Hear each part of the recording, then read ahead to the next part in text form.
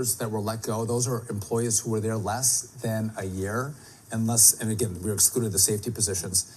Most of them have come back. So again, to say the FAA has 46,000 employees, and if you lost 350, is this affecting our safety mission? There's a lot of things the FAA does, but for us, safety is key. So no, we've retained all those safety positions. You're saying some were fired, some were brought back. People will hear that, think it sounds a little bit chaotic. I guess the bottom line is, yeah, did Elon Musk ask you to cut air traffic controllers directly? So listen, we were having a conversation about who do we preserve? And again, I wanted in those probationary employees to preserve air traffic controllers. We went back and forth, and Elon agreed, the president agreed. Of course you want to keep air traffic controllers. We're trying to hire more of them, but I think the key is, can your government be more efficient? We've had a massive expansion of government. You can actually be more efficient and still accomplish the mission of safety, which is what I think we can do. And we are doing that. Some days I'm a rock star, right? I can move airplanes like nobody's business. Some days I can't do it right to save my life. Jonathan Stewart has been an air traffic controller for more than 2 decades. He's based out of the Philadelphia facility that oversees the airspace around Newark Airport. After a series of radar and radio outages there, several air traffic controllers took trauma leave. Lack of sleep coupled with stress is a killer. The absences have fueled flight disruptions at Newark and surrounding smaller airports. Wall Street Journal's aviation safety reporter Andrew Tangle sat down with Stewart to discuss the reasons for the trauma leave and more.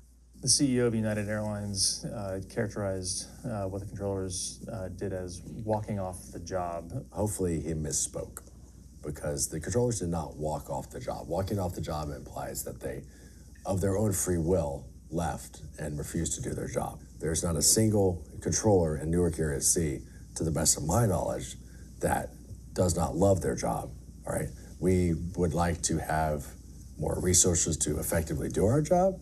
Yes, that is the case. But to say that someone would basically game the system and take trauma leave when they were not traumatized is insulting at best, and just quite frankly misinformed. No way, shape, or form was that what happened. Nobody walked off the job of their own free will. They had to be taken out of position and relieved of duty because they were not mentally fit to do it anymore at that point because of the trauma that was involved. A United spokesperson pointed to the CEO's more recent statements calling for better equipment and working conditions for controllers. That they're working overtime hours, it makes the job stressful, it makes the job harder. You yourself are on trauma leave right now, correct? Yes. On May 4th, 2 aircraft in New Jersey came dangerously close to possibly colliding mid-air on Stewart's watch. A business jet taking off from Morristown was converging with a small airplane that had taken off from nearby Teterboro. I had been working in the operation for roughly 3 hours-ish at the time of the incident. Typically, I try not to work myself or anyone else longer than 2 hours. It's just been my experience that after that 2-hour mark, your mental acuity begins to diminish a little bit because it's fatigue, you get tired. And in my situation, I was getting tired.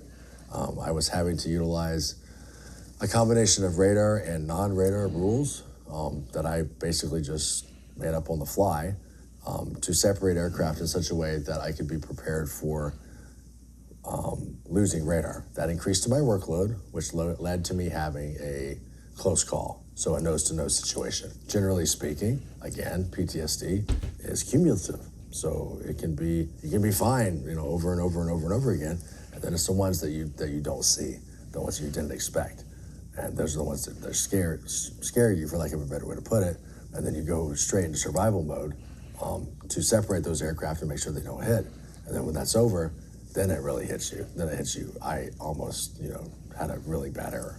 I could have, done something terrible. So yes, that part is it was stressful to me, and that's why I'm taking some time off. Does the concern about the reliability of the equipment you're using add to that stress?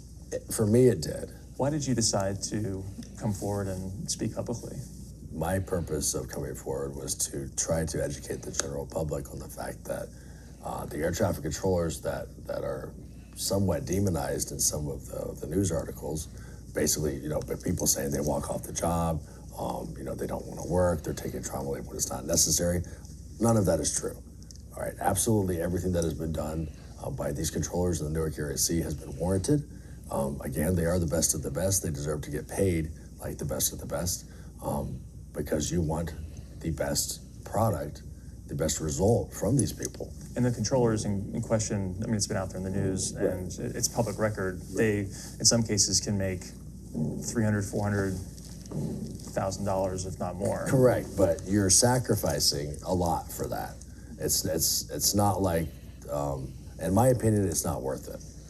Because to work 60 hours a week, you give up nights, weekends, holidays, birthdays, everything else. Your mental health and your physical health take a toll. It's not good. I mean, the job at that point, could be killing you. You love the job, I do. but it's also taking a toll. Right. What would make it better so that you make enough money, love the job, and aren't killing yourself? Yeah, so adequate staffing would be helpful.